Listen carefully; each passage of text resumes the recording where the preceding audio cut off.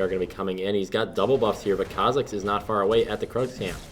I do not think they're going to be able to secure this kill. Nope. Oh, but if Nautilus would have hit him with that anchor, anything could have been possible at that point.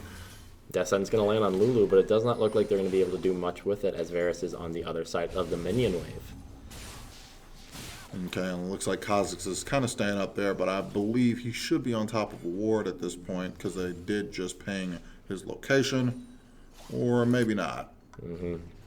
There is actually no ward within that bush. Oh, but Lulu, she almost went down after getting death sentenced by that Thresh. That's definitely something we kind of expected, I think. Yeah, definitely for sure.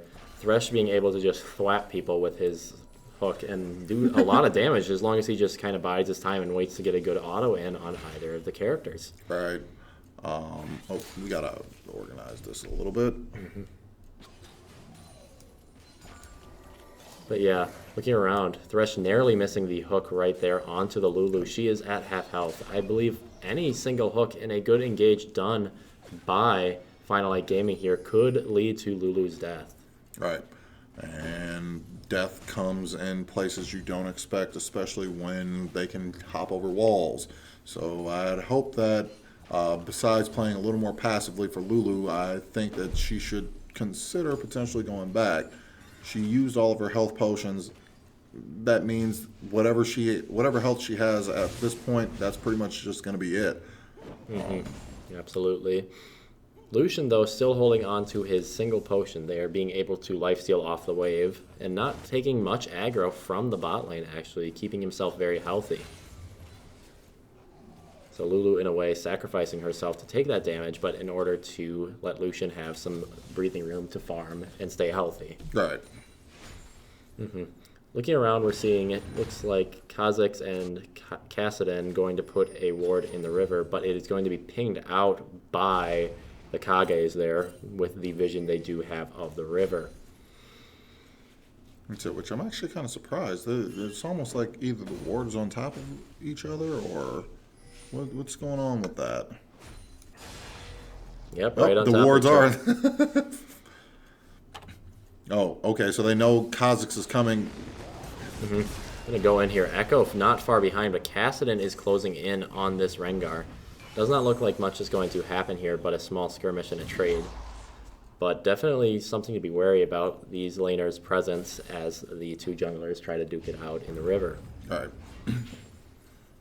Also, it looks like Kha'Zix is fully prepared to go wherever he needs to. The first item he went and bought were boots of mobility, so he's completely prepared to come in, but Echo. Yeah. Oh, first blood. Kassadin actually rift walking in and getting that W onto Echo, dealing a ton of damage to him in a burst. And it begins. Already, even before that point, we see that Final Light Gaming, again, getting that early gold lead on the Kages here.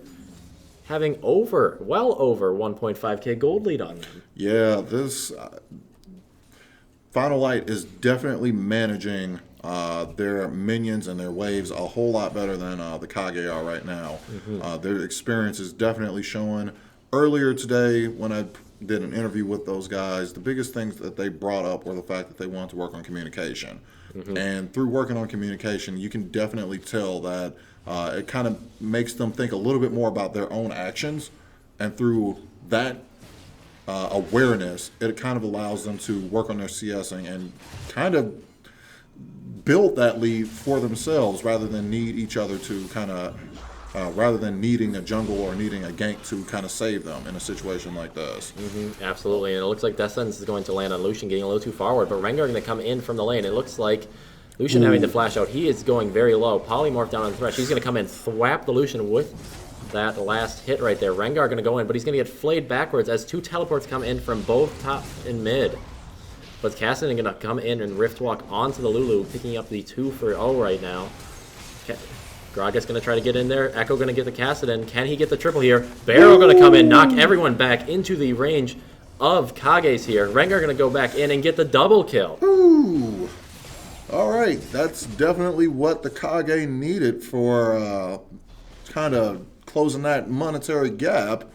Definitely closing that gap for sure and getting a 3-2 trade there. But it looks like the Final Light Gaming is definitely not going to rest on this and going to go straight for that turret right there. I doubt they will be able to get it off this minion wave and need to back up. Okay, but Rengar looks like he's going to be running around for a second. In all honesty, I think I might have tried to make an effort to go ahead and get that Inferno Drake while bot lane was completely free. In fact, I probably would have sent both those carries there, but it looks like Thresh is aware of that and making his way down to kind of do his thing to protect that from actually happening. Absolutely. But it looks like Lulu might also get cut off from Thresh, but she looks like she's roaming towards mid to go ahead and help out Echo, which is probably a good thing in this situation. Echo is very low. He does have his ult still, but the Polymorph is going to get the Kassadin here. He's going to go right into the stun here, get stun locked, and go down. Plan. I said that was perfectly executed by those two. Echo predicting Kassadin's movement and getting the stun perfectly on top of him. Right, and it definitely helped that Lulu had polymorphed him earlier, so you knew that as soon as he was getting out of the polymorph, he was going to do his rift walk as fast as he possibly could towards his tower.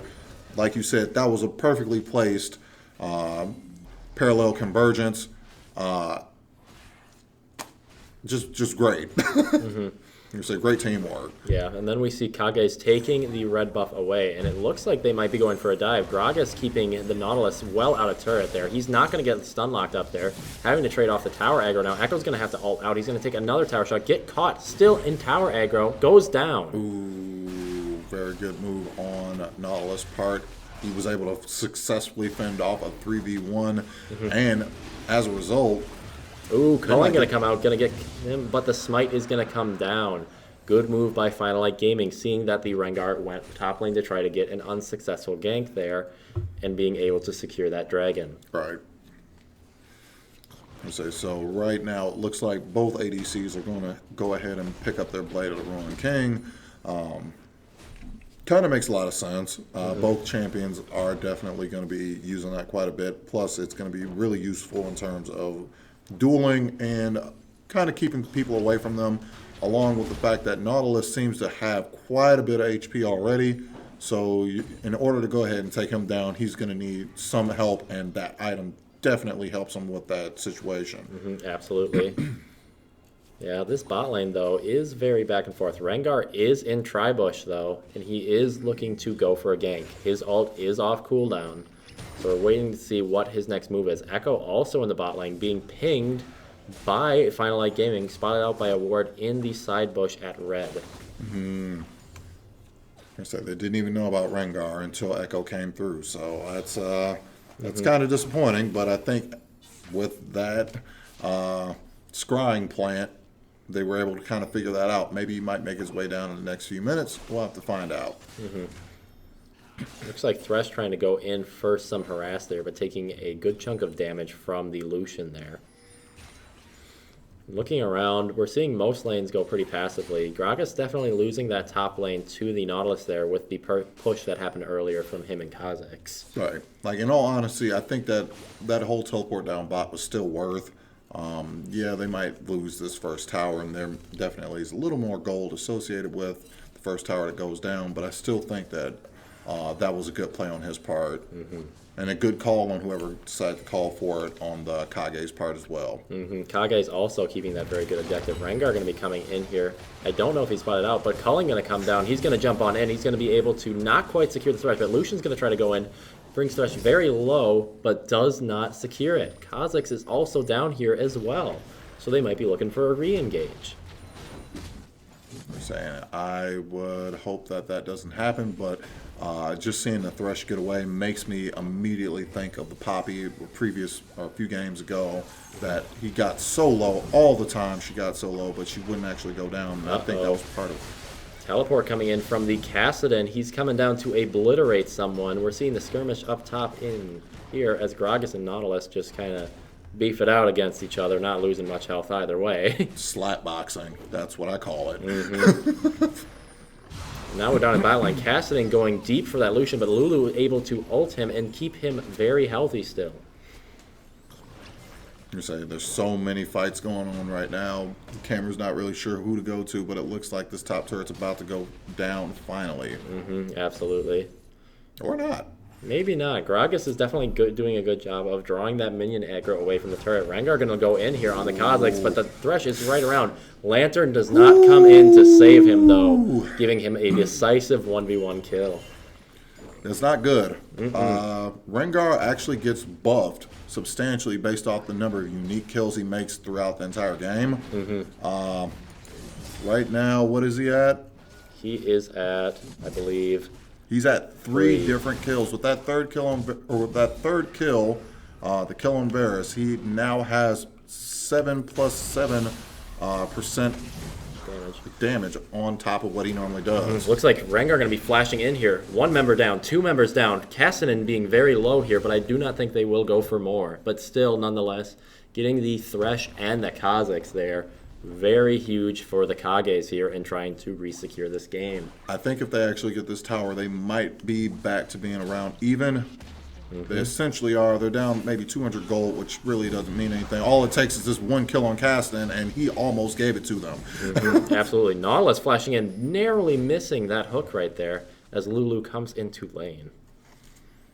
So, yeah, I think the Kage have figured out a way to kind of balance things out. Yes, they might be falling behind in CS, but last time I checked, you can farm champions too, and that's definitely showing. Yeah, for sure, but it is still not always all about that, as we've seen teams fall even though they have these high kill counts. Right. The CS does matter, as always. You say now, in all honesty, if I were the Kage, I'd try to give another advantage to at least one of my laners. And in all honesty, the easiest way to do that would be to go ahead and take the Rift Herald. Rift Herald might be open here as they move towards top here, going to bounce the Nautilus back behind the Gragas here as Lulu and Lucian going to be coming in. He's going to drag himself behind the wall here, going to be able to get bounced up. Is there enough damage though? Kazakh's going to be coming in, trying to go for that Lucian there. Unable to seem to get to him. Ooh, Gragas goes down, but in a 1-for-1 trade here. But Rengar's here as well with the Thresh. And Echo too. You say he may have hooked the wrong person. A little bit there. And Lulu with the red buff. Always potent. Oh. I don't know if any... Oh! And now Cassidy damage. But now 3 members very healthy of the Final Light Gaming team are coming in here. And it looks like they're going to be able to even the score. Say, at that point, the Hokage actually did have a slight gold advantage, but now we see that's pretty much been negated. If Final Light wants to try and, again, make things a little more difficult, I would go for that Rift Herald. But Rift Herald tends to be an objective that most people don't necessarily pay too much attention to.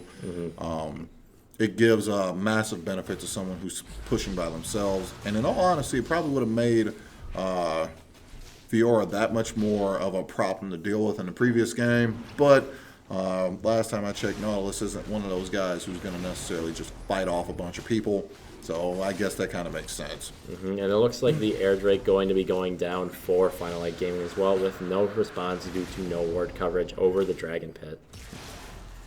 And Cloud Drake, I know a lot of people don't necessarily have too high of a feeling towards Cloud Drake, but in a situation like this where they have people who are going to want to engage on other people, like the Kazakhs, like the Nautilus, like the Kastan, like the Thresh, having Cloud Drake means that they are able to move into position and maneuver around fast enough to get to places and create their own advantages.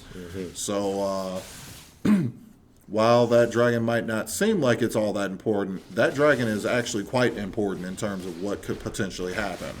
Absolutely. Looking at champion builds now, we see that Cassidy has his full route of Ages already down, as well as his Sork Boots and a Sheen, which will be being built into a Lich Bane. Meanwhile, Echo has his Proto Belt along with a Sheen. He's kind of a little bit behind in terms of his item builds, I would think. Not too much behind, but it's enough to kind of see that there might be a difference between the power of the two of them. Cassidy definitely going more offensive with the Sork Boots, and Echo more on the defense, knowing the damage that Cassidy has been able to dish out by going for the Merc Treads there. Right. looks like a little bit of the remnants of a Techo build. Absolutely. Looking